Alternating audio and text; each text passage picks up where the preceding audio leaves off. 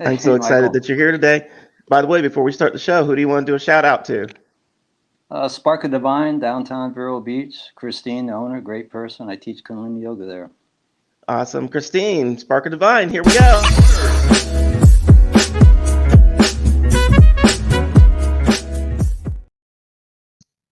I get so excited every time the music comes on just like that. Hey, Don, how are you doing? You want to dance? I do. I chair dance. Like when we start the music up, I'm doing a little chair dance. Oh, yeah, Maybe you yeah. can, if we can work that into what you do.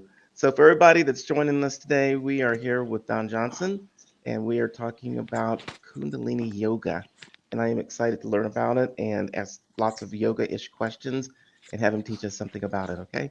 So, Don, what Yep. is Kundalini Yoga? Let's start with the basics. Well, the difference with Kundalini Yoga and normal yoga, Kundalini Yoga really doesn't emphasize flexibility as much. It's more about moving energy. So a lot of the poses, whether they're moving or stagnant, is with a lot of breath work Hmm. and to move energy, to clear out So, energy. the poses are or are not as important as in other sorts of yoga. Um,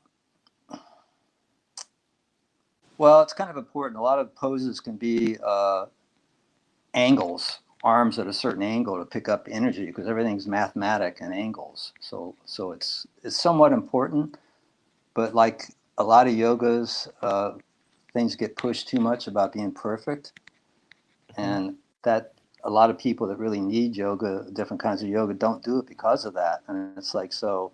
I teach hatha yoga too, and it's like it's about everybody's a little different. They got injuries and stuff, so it's doing that. So it doesn't have to be perfect. You just kind of go towards that direction, but you've got to work Gotcha. with what you've got going on. Gotcha. Because there's different yogas I've heard of or seen little ads for. You've got what Hatha, like you said, Hot Yoga, Bikram Yoga, Kundalini Yoga, and I guess they're all different. Like, where did they come from? Why are they different? What's the deal? Well, just different lineages. I mean, most of it came from India.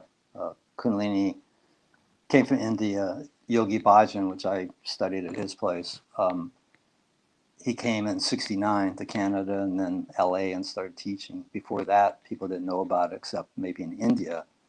So it just comes from different lineages, like anything. They get their own styles, but it's all Right. thousands of years old. And so you started taking or learning yoga in Canada, and then went to LA. Yogi Bhajan did. That's Okay, where did talking you about the start to master. study? The master. Northern California. I started, and then Sedona, Arizona, and then northern New Mexico, where 3HO Foundation, Yogi Bhajan. Oh That's wow. his Okay. Kundalini place. Um, So the interesting. So you one of know the the, go ahead. oh, one thing to say about, well, maybe we'll get in that later of what maybe people should do as far as yoga beginners and stuff. I'll cover that later. A few of the Okay. styles to stay away from for beginners, basically. Okay, you can start with me because I am the ultimate overweight, like out of shape beginner, and sitting in any kind of pose is gonna like make me hurt. Well, So, the hatha I teach is more for anybody, and it's mostly on the floor. Kundalini yoga is a little different, but still, you have to listen to your body and do what you can do. And Kundalini yoga pushes as far as uncomfortableness more than other yogas because it's not so much about flexibility. So as long as you're not in pain and discomfort are two different things. yeah, not so much into the pain thing. No, no, nobody. I mean, that's something I try to tell anytime I teach. Don't go to the pain level, and don't do that. Gotcha. Pay attention to So, your body. That's what it's yoga. Yoga is awareness. It's being aware. So part of being awareness is not hurting yourself, not injuries. Just because somebody says go all this way and you want to go part of the way, go part of the way. You'll gotcha. get there. You Let's know. see. I'm good right there. See, So, that's good. yeah. Another week you So might go this much farther. if I can get that much further in a week, I'm happy with It's myself. a I need to journey. stop You got to beating enjoy the myself up. journey, right? It's all a journey. Yes. It's like, Yes. Now, speaking of journeys, a lot of people associate yoga, the various forms of yoga, with mysticism, with religion. And some people stay away from it because of that. Is that Yeah. necessarily true that it's about religion, it's about No, no, mysticism, or no, it's what's not yoga about about? religion. It's about, well, like yoga means yoke. It means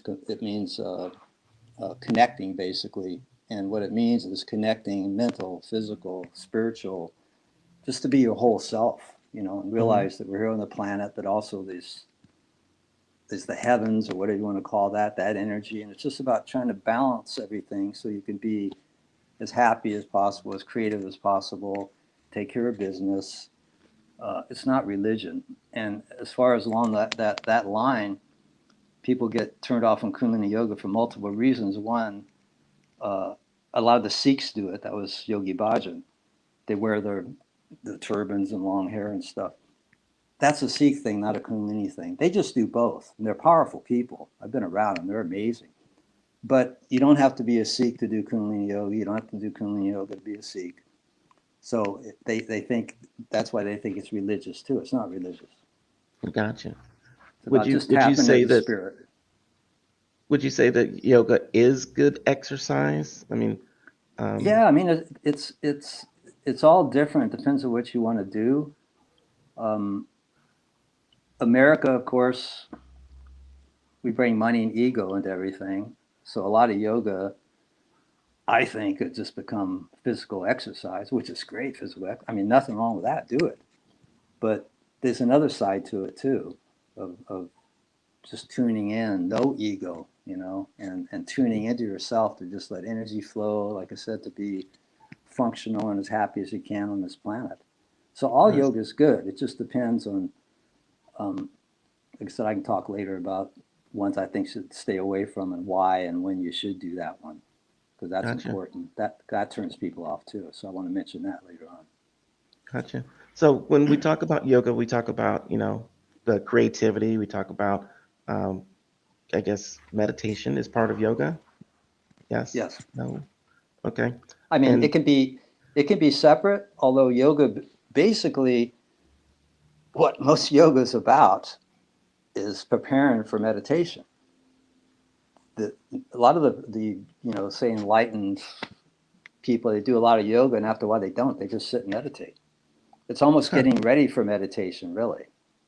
Uh, and one quick thing I want to say about meditation that people misunderstand: it's not about shutting off your thoughts.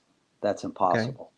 It's about letting them flow on through, coming back to center. That's why when the breath's important too, to focus on breath, because you're not going to stop it.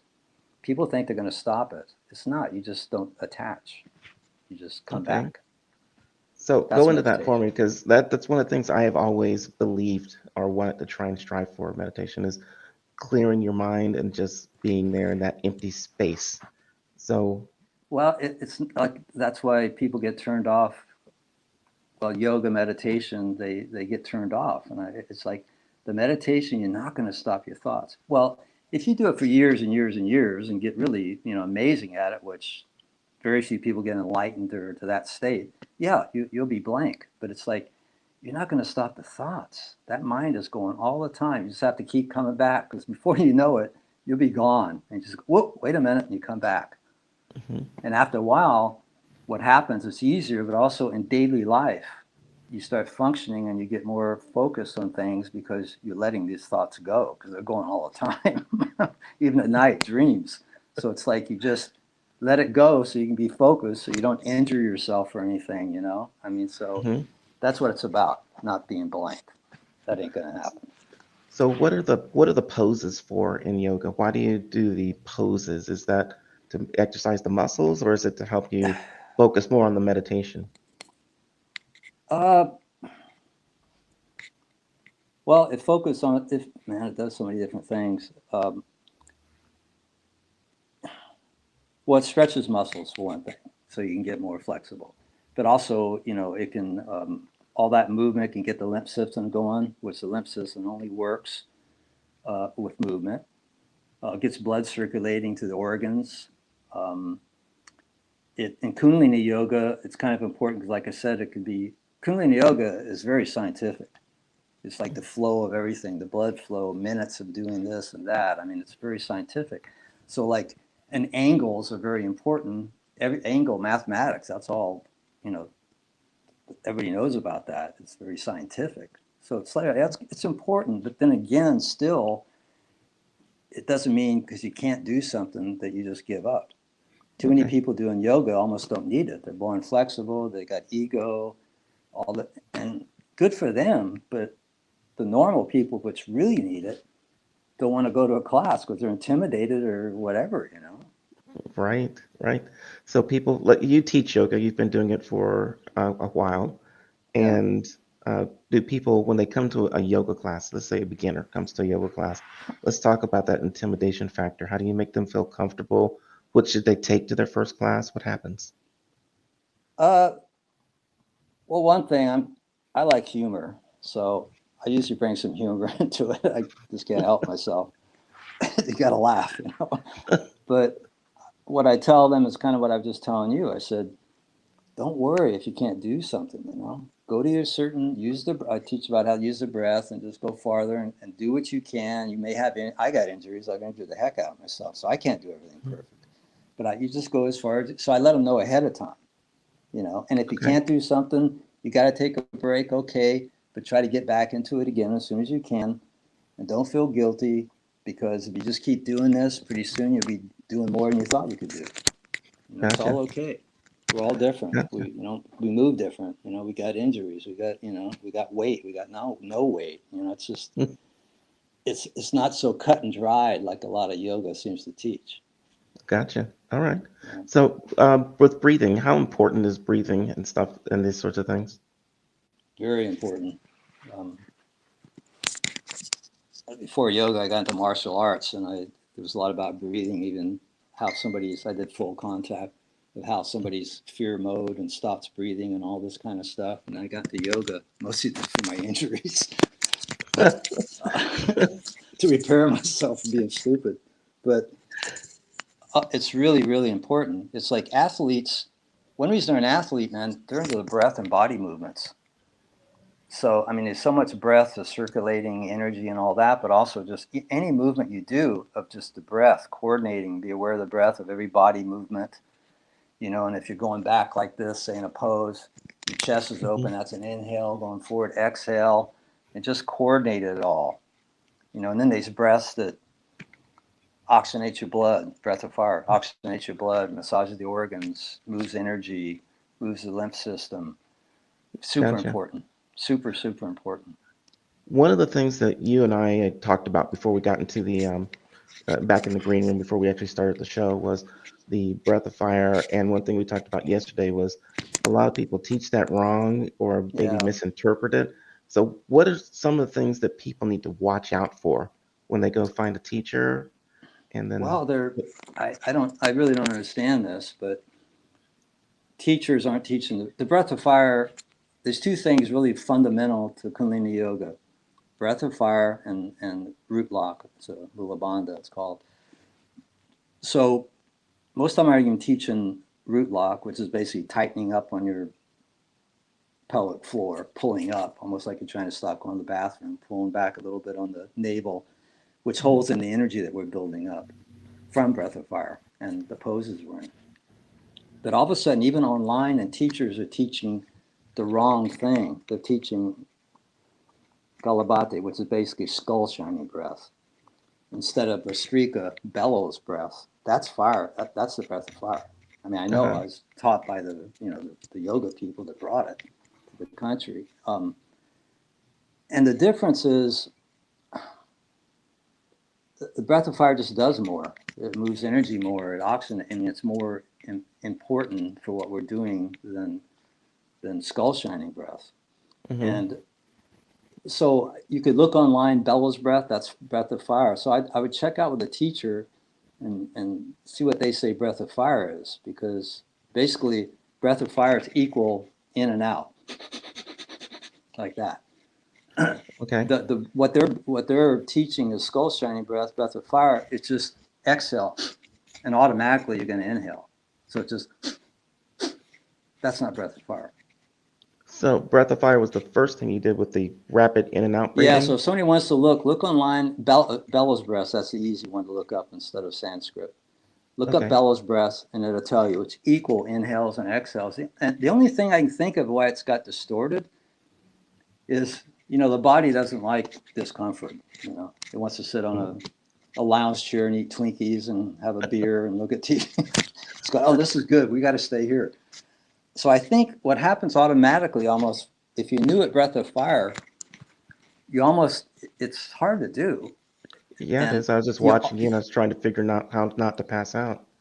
well, you don't, okay, you take shallow breaths. You don't really deep, you don't want to, what's the word? Anyway, Deep it's breathing. shallow breaths.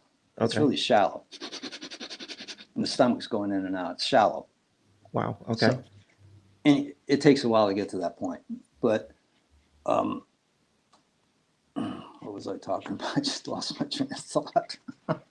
You were talking about how other people were teaching it with the different kind of breath, not equal in and equal out. Yeah. Anyway, I would definitely ask a teacher about that, um, because that's kind of important, whether they know what they're doing. A lot of people that are teaching now, whatever teaching they got, there's other subtle things I see wrong, but the biggie is that I need to do breath of fire. And online it teaches the wrong thing even. So, oh, I know what I was going to say. What happens if you knew, your body will automatically go back to that easier one, the Mhm. skull shining breath. It automatically does that. And you think you're doing breath of fire. The body's going, oh, yeah, this is better. This is good. We're doing it. We're doing it. Mind's going, okay, okay, yeah. That's, I think it's because it's easier. And then also maybe America is about making money. So they want to make it easier. My classes, I try to make it as easy as possible, but I can't cut back on some things. I think they cut back so they get more students who can make money. Yeah. Because if I did a full on Kundalini yoga class, even medium hard, I wouldn't see people the next time. Gotcha. So Gotcha. my Because my idea is to start slow for everybody, and then say, do you want a full on, one later on when you feel like you're ready, and then I'll do a full on, totally by the book one. yeah. Right now it's a lot Wow. more mellow, but still it's Kundalini yoga and taught properly. Charmy says she's breath of fire. Something that I've had practice and can and still working on. It does get easier. So It's like anything, right? You just keep, like I said, you can't, you know, it all comes. You just have, like anything, you never know from the beginning. You just don't know, and that's how you learn. You keep it up, and the hardest part of anything is the beginning phase of learning. that is awesome. So where you're teaching over in Vero Beach, Florida, Yep. and the best way for people to get in touch with you is at Spark of Divine over in Vero. Is that right? Yeah, Old Dixie Highway and 18th Street. She has Okay. flyers there, and she has a website that tells everything going on. And I teach Excellent. tomorrow. Tomorrow night at 6:30 p.m. Okay. Kundalini Tomorrow Yoga. night, today is the 8th. So that would be the ninth you're The ninth, teaching yeah. of I got June. other classes too, but I'll just mention that first one. Other Excellent. people can check. I also Well, we play will the definitely gong. wait. Gong is part of Kundalini Yoga. Hold on. Hold on. There's a hole just like bam, go that way, Michael. You play the Sorry, go gong. ahead. I'll let you go.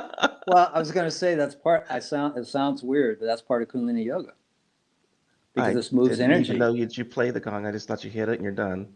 But Well, no, well, that's what I thought, but no. yes, I mean, that another thing about Kundalini Yoga. If anybody does have a gong, they beat the heck out of it, and it's horrible. But that's not the way it's supposed to be played. It clears your chakras and it clears energy, so it's actually part of Kundalini Yoga. gotcha. Well, people need to just get in touch with you to talk about some Kundalini yoga. We didn't even get to chakras. We didn't get to the serpents, Oh, but I can go, um, man. You want to get it? You want to nerd out on Kundalini Yoga, man? You can there. It goes on. All yoga does, but Kundalini Yoga is really fascinating. awesome, man. Hey, well, Don, thank you so much for being here. Super appreciate it. And we're going to get you back on sometime because I got to hear about the snake. I want to hear about the gong The playing, snake. Don't the be afraid of serpent the at some. snake. That's the deities from India. There's no snake down there, believe me. I want to Come hear to my about all class, that. Michael.